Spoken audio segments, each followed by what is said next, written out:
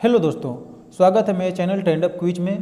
तो दोस्तों, आज के इस वीडियो में हम लोग मौलिक अधिकार यानी फंडामेंटल राइट्स के बारे में जानेंगे। कुल कितने फंडामेंटल राइट्स हैं, उनके अनुच्छेद क्या है और पूरा डिटेल मौलिक अधिकार के बारे में इस वीडियो में बताया जाएगा। तो दोस्तों, वीडियो के साथ बने रहें और मेरे चैनल ट्रेंड अप क्विज को सब्सक्राइब करें एवं बेल बटन को दबाएं ताकि आपको हमेशा नेक्स्ट वीडियो मिलते रहे, और अपने दोस्तों में इस वीडियो को लाइक एवं शेयर जरूर करें दोस्तों। तो दोस्तों, इस मौलिक अधिकार का मैं उसके साथ एक ट्रिक भी बता दूंगा जो कि आपको हमेशा ज़िंदगी भर के लिए याद रहेगा। तो आप वीडियो के साथ बने रहे। तो शुरू करते हैं मौलिक अधिकार के बारे में। तो मौलिक अधिकार का ट्रिक है समस्त शोध संस्कृति के उपचार। याद रखिएगा, समस्त शोध संस्कृति के उपचार। एक बार और अपने मन में रिवाइज कीजिए दोस्तों, समस्त शोध संस्कृति के उपचार। उसके अनुच्छेद को भी हम देखेंगे। तो ट्रिक की शब्द क्या है दोस्तों? सम, यानी सम, समस्त से सम लिया गया है। सम का मतलब होता है समानता का अधिकार, और सत का मतलब होता है स्वतंत्रता का अधिकार, और सो का मतलब हो गया दोस्तों शोषण के विरुद्ध अधिकार, और ध का मतलब हो गया धार्मिक स्वतंत्रता का अधिकार, और संस्कृति का मतलब हो गया संस्कृति व शिक्षा संबंधी अधिकार, और के उपचार का मतलब, और रेड में जाइएगा दोस्तों, जो रेड शब्द में लिखा हुआ है। उपचार का मतलब होता है संवैधानिक उपचारों का अधिकार। टोटल दोस्तों 1 2 3 4 5 6 यानी आपका टोटल 6 फंडामेंटल राइट्स हैं दोस्तों। तो टोटल जो मौलिक अधिकार यानी फंडामेंटल राइट्स हैं उसके अनुच्छेद को पढ़ते हैं। तो समानता का अधिकार का अनुच्छेद आता है 14 से लेकर के 18 तक दोस्तों, एवं स्वतंत्रता का अधिकार आता है 19 से लेकर के 22 तक। इसको ध्यान में रखिएगा, ये क्वेश्चन अक्सर पूछे जाते हैं। ये आर्टिकल्स जो है एग्जाम में, सभी एग्जाम में पूछे जाते हैं दोस्तों, इसको आप ध्यान में रखिएगा। शोषण के विरुद्ध अधिकार पूछे जाते हैं। अनुच्छेद 23 से लेकर 24 तक आता है। और धार्मिक स्वतंत्रता का अधिकार, धर्म की स्वतंत्रता का अधिकार है 25 से लेकर के 28। 25 से लेकर के 28 धर्म की स्वतंत्रता का अधिकार दोस्तों, याद रखिएगा।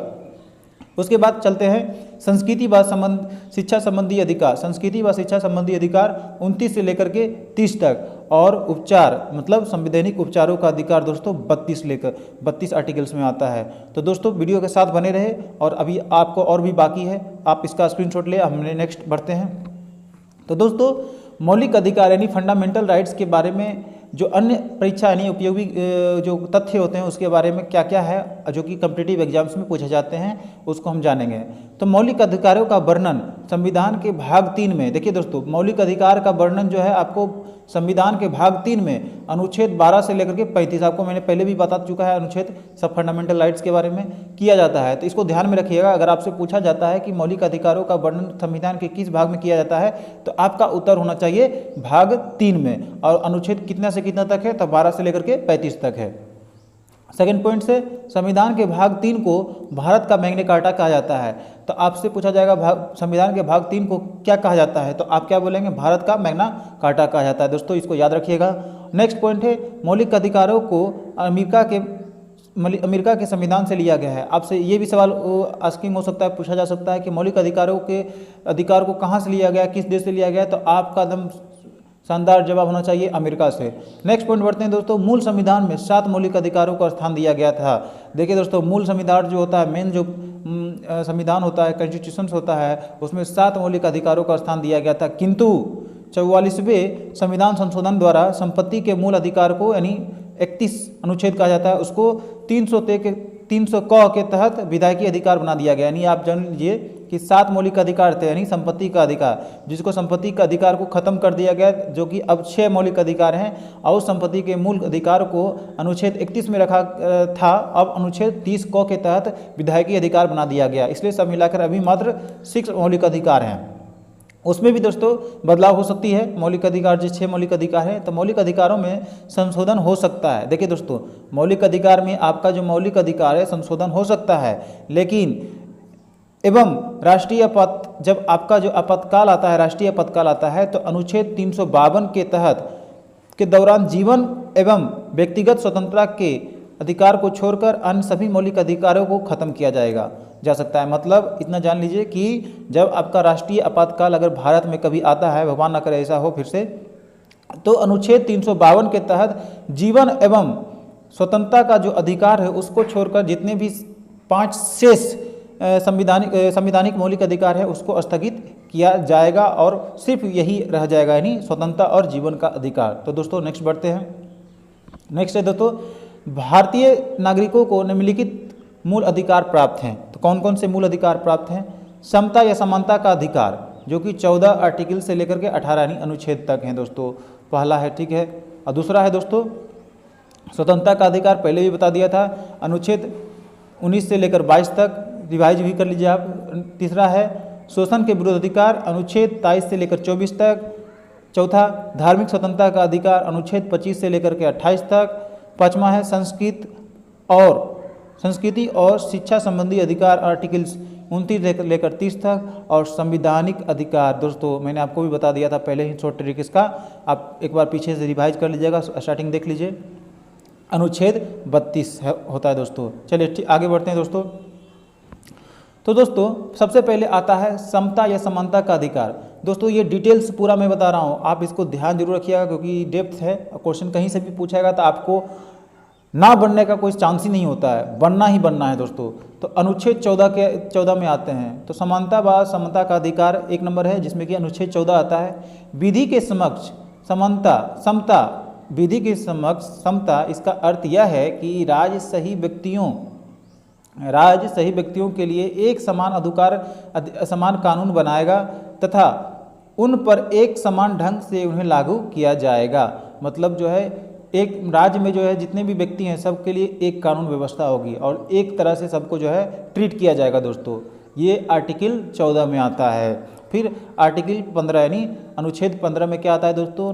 धर्म, नस्ल, जाति, लिंग या जन्म स्थान के आधार पर भेदभाव का निषेध। राज्य के द्वारा धर्म, मूल वंश, जाति, लिंग एवं जन्म स्थान आदि के आधार पर नागरिकों के प्रति जीवन के किसी भी क्षेत्र में भेदभाव नहीं किया जाएगा। मतलब आर्टिकल 15 में सीधी सी बात ये जानिए कि धर्म हो, नस्ल हो, जाति हो, लिंग हो या जन्म स्थान के आधार पर किसी तरह का भेदभाव नहीं किया जाएगा। सबको एक जैसा यानी समता या समानता का अधिकार के अकॉर्डिंग सबको एक जैसा इक्वल ट्रीट किया जाएगा दोस्तों। चलिए आर्टिकल 16 दोस्तों, वीडियो अच्छा लगा हो तो मेरे चैनल ट्रेंड अप क्विज को जरूर सब्सक्राइब कीजिएगा, ठीक है दोस्तों।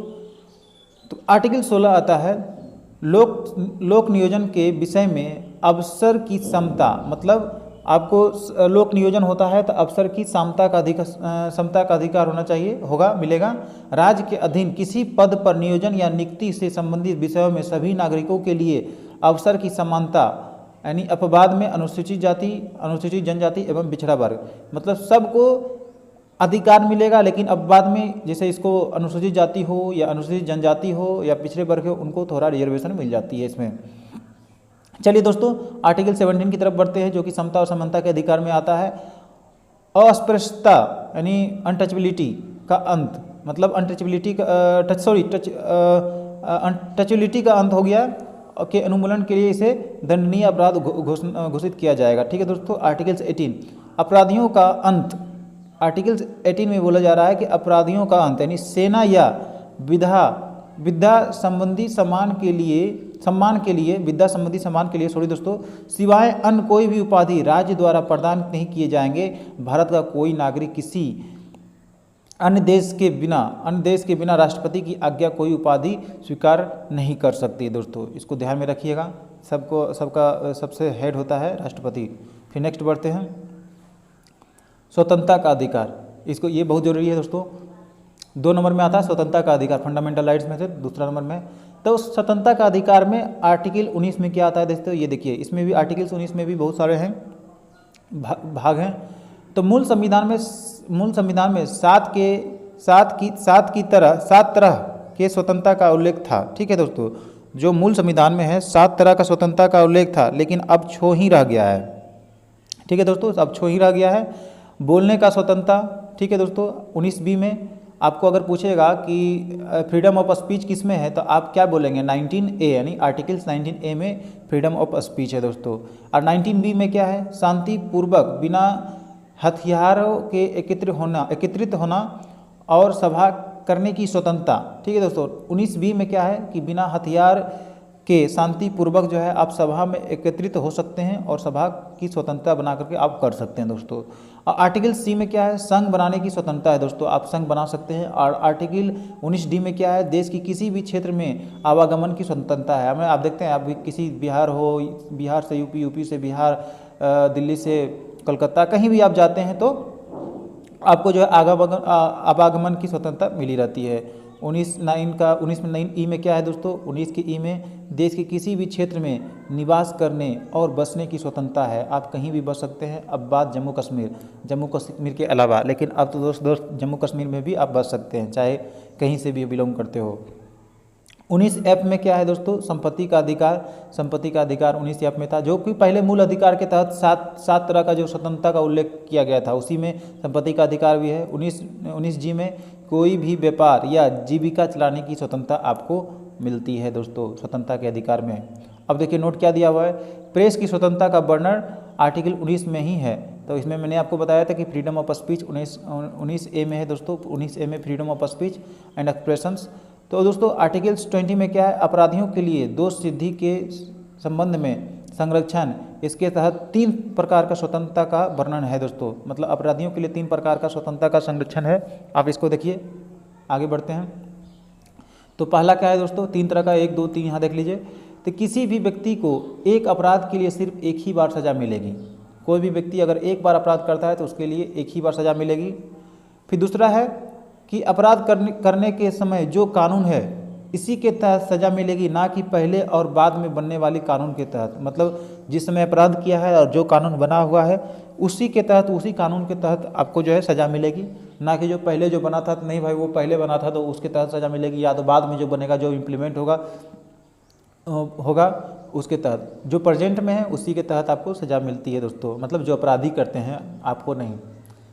सी है दोस्तों, किसी भी व्यक्ति को स्वयं के विरुद्ध न्यायालय में गवाही देने के लिए बाध्य नहीं किया जाएगा। ठीक है दोस्तों। अब आर्टिकल 21 आते हैं। आर्टिकल 21 में क्या है, प्राण एवं दैहिक स्वतंत्रता का संरक्षण। किसी भी व्यक्ति को विधि द्वारा स्थापित प्रक्रिया के अतिरिक्त उसके जीवन और व्यक्तित्व स्वतंत्रता के अधिकार से वंचित नहीं किया जा सकता है।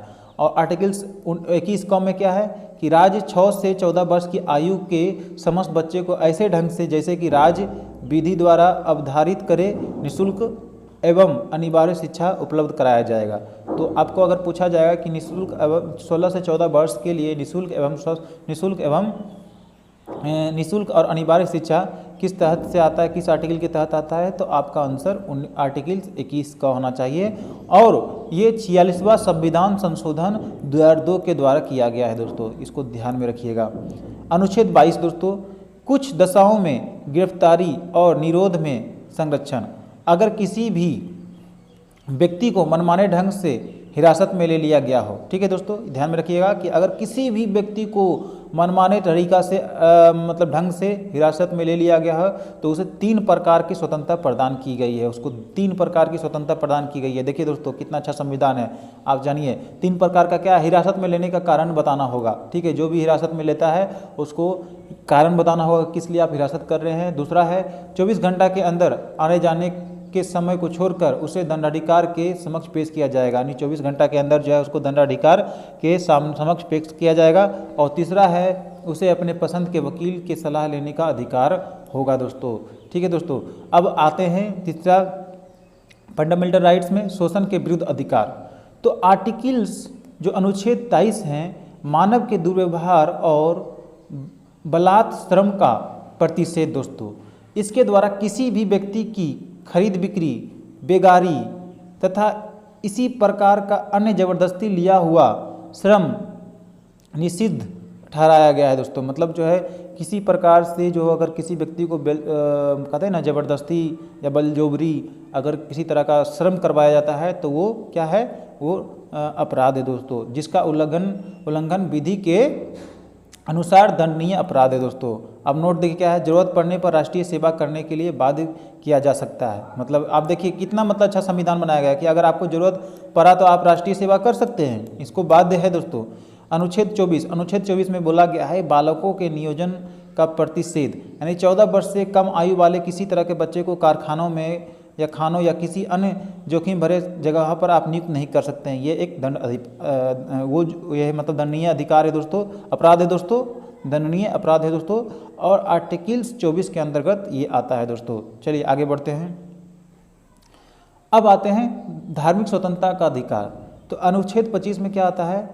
अंतःकरण की और धर्म को अबाध रूप से मनाने, आचरण और प्रचार करने की स्वतंत्रता। कोई भी व्यक्ति किसी भी धर्म को मान सकता है और उसका प्रचार प्रसार कर सकता है। ठीक है दोस्तों, मतलब आप धर्म को, कोई भी धर्म को मानिए, कोई भी धर्म को का प्रचार प्रसार कीजिए, वो आर्टिकल 25 के अंतर्गत आता है, जिससे आपको धार्मिक स्वतंत्रता का अधिकार है। इसी वजह से आप आर्टिकल 25 के अकॉर्डिंग आप कर सकते हैं दोस्तों। उसी प्रकार आर्टिकल 26 में यानी अनुच्छेद 26 में बोला जा रहा है कि धार्मिक कार्य के प्रबंध की स्वतंत्रता। आप जो है धार्मिक कार्य के प्रबंध की स्वतंत्रता है। व्यक्ति को अपने धर्म के लिए संस्थाओं को स्थापना व पोषण करने या विधि सम्मत संपत्ति के अर्जन या स्वामित्व व प्रशासन का अधिकार है। मतलब अगर आप किसी तरह का धार्मिक कार्य कर रहे हैं तो उसमें स्वतंत्रता का अधिकार, स्वतंत्र हैं आप जो है कोई भी संस्था का स्थापना कर सकते हैं व किसी प्रकार का पोषण कराने के लिए चाहे विधि सम्मत या संपत्ति का अर्जन कर सकते हैं। ठीक है दोस्तों, अब आता है आर्टिकल 27। आर्टिकल 27 में आता है किसी प्रकार का किसी राज्य किसी भी व्यक्ति को ऐसे कर देने के लिए बाध्य नहीं कर सकता है। मतलब राज्य किसी भी व्यक्ति को ऐसे कर देने के लिए कर दोस्तों नहीं कर सकता है जिसकी आय किसी विशेष धर्म या धार्मिक संप्रदाय की उन्नति या पोषण में व्यय करने के लिए विशेष रूप से निश्चित की गई है। तो दोस्तों आगे बढ़ते हैं। आप इसको स्क्रीनशॉट भी ले सकते हैं दोस्तों, ताकि आपके पास रहेगा तो काम ही आएगा। अब अनुच्छेद 28 में आते हैं। राज्य विधि से पूर्णतः पोषित किसी शिक्षा संस्थान में धार्मिक शिक्षा नहीं दी जाएगी। ऐसे शिक्षण संस्था अपने विद्यार्थियों को किसी धार्मिक अनुष्ठान में भाग लेने या किसी धर्मोपदेश को बलात् सुनने हेतु बाध्य नहीं कर सकते हैं दोस्तों। ठीक है, अब आते हैं दोस्तों संस्कृति एवं शिक्षा संबंधी अधिकार। तो संस्कृति एवं शिक्षा संबंधी अधिकार आर्टिकल 29 में जो अल्पसंख्यक हितों का संरक्षण, कोई अल्पसंख्यक वर्ग अपनी भाषा, लिपि, संस्कृति को सुरक्षित कर सकता है और केवल भाषा, जाति, धर्म और संस्कृति के आधार पर उसे किसी भी सरकारी शैक्षिक संस्था में प्रवेश से नहीं रोका जाएगा। देखिए दोस्तों, ये अल्पसंख्यक के लिए है आर्टिकल 29। और आर्टिकल 30 में बोला जा रहा है कि शिक्षा संस्थाओं की स्थापना और प्रशासन करने का अल्पसंख्यक वर्गों का अधिकार है दोस्तों। मतलब आप देखते होंगे माइनॉरिटी जो है स्कूल्स कॉलेज रहते हैं, तो ये जो है आर्टिकल 30 के अंतर्गत और 29 के अंतर्गत आता है, जो कि अल्पसंख्यक के वर्गों का अधिकार है। कोई भी अल्पसंख्यक वर्ग अपनी पसंद की शैक्षणिक संस्था चला सकता है और सरकार उसे अनुदान देने में किसी तरह का भेदभाव भी नहीं करेगा। ठीक है दोस्तों, आप नेक्स्ट बढ़ते हैं। छठा है संवैधानिक उपचारों का अधिकार। ठीक है दोस्तों, ये छठा है संवैधानिक उपचारों का अधिकार। डॉक्टर भीमराव अंबेडकर ने संविधान की सभा को आत्मा कहा है, मतलब संविधान की आत्मा कहा है। अब आपसे एक यहाँ क्वेश्चन राइज होगा कि संविधान की आत्मा किसे कहते हैं, तो आपका आंसर होगा संवैधानिक उपचारों का अधिकार को संविधान की आत्मा कहा जाता है। भी आई है दोस्तों, ये सभी तरह का एग्जाम में पूछा जाता है। आर्टिकल 32 कहता है कि इसके तहत मौलिक अधिकारों को प्रवर्तित कराने के लिए समुचित कार्यवाहियों द्वारा उच्चतम न्यायालय में आवेदन करने का अधिकार प्रदान किया गया है। इस संदर्भ में सर्वोच्च न्यायालय को 5 तरह के रीट निकालने की शक्ति प्रदान की गई है, जो इस प्रकार है। पहला है बंदी प्रत्यक्षीकरण, दूसरा है परमादेश, तीसरा है प्रतिषेध लेख और चौथा है दोस्तों, एक सेकेंड, चौथा है उत्प्रेषण और पांचवा है अधिकार प्रेषित लेखक। मतलब देखिए 5 प्रकार का है, बंदी प्रत्यक्षीकरण, परमादेश और प्रतिषेध लेख और उत्प्रेषण और पांचवा है अधिकार परीक्षा लेख।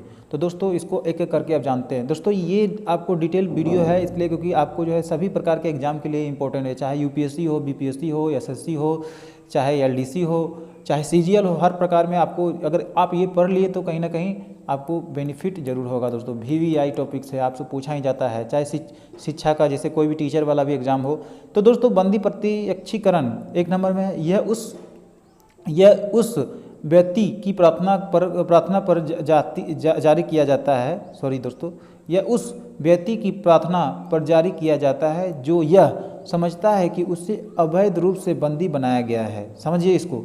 इसके द्वारा न्यायालय बंदीकरण करने वाले अधिकार को आदेश देता है कि वह बंदी बनाए गए व्यक्ति को निश्चित स्थान और निश्चित समय के अंदर उपस्थित करे, जिससे न्यायालय बंदी बनाए जाने के कारणों को उपचार कर सके। ठीक है दोस्तों। नेक्स्ट है कि परमादेश। परमादेश में क्या आता है? परमादेश का लेख उस समय जारी किया जाता है जब कोई पदाधिकारी अपने सार्वजनिक कर्तव्य का निर्वाह नहीं करता है। इस प्रकार के आज्ञा पत्र के आधार पर पदाधिकारी को उसके कर्तव्य का पालन करने का अधिकार जारी किया जाता है। तीसरा है प्रतिषेध लेख। यह आज्ञा पत्र सर्वोच्च न्यायालय तथा उच्च न्यायालय द्वारा निम्न न्यायालयों तथा अर्ध न्यायिक न्यायाधिकरणों को जारी करते हुए आदेश दिया जाता है इस मामले में अपने यहाँ कार्यवाही न करे, क्योंकि यह मामला उसके अधिकार क्षेत्र से बाहर होता है। चौथा है उत्प्रेषण। उत्प्रेषण का मतलब होता है इसके द्वारा अधीनस्थ न्यायालय को यह निर्देश दिया जाता है कि वह अपने पास लंबित मुकदमों के न्याय निर्णय के लिए उसे वरिष्ठ न्यायालय को भेजे, उच्चतम न्यायालय को भेजे। तो दोस्तों वीडियो अच्छा लगा हो तो मेरे चैनल ट्रेंड अप क्विज को जरूर सब्सक्राइब करें, ताकि आपको जो है इसी प्रकार का वीडियो डिटेल से मिलता रहे। तो thank you for watching my video. Thank you very much दोस्तों।